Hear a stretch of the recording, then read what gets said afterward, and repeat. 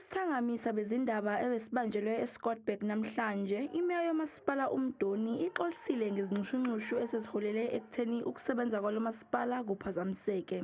I apologize to the Umdoni residents, the business community, our investors and prospective investor, community leaders and municipal employees for the extreme neglected and discomfort.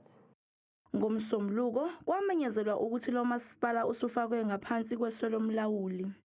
Ngokusho kwemeya yomasipala uMdoni, uDD Naidoo useqalile ukwenza umsebenzi ajutshwe ukuba awenze kulo masipala. Mr. Naidoo has hit the ground running and has met it both senior management and middle management to set the tone going forward. Also in his plans, it's to meet with union representative.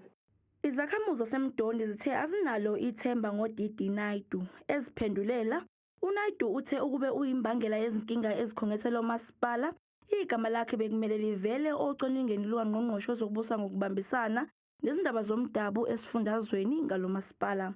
If people are saying I'm part of the problem, in all MEC's deliberations, and Madam Mayor can speak for herself, I've never seen my name come up as though I was the problem. I've never seen any issue saying it was DD Naidoo's problem.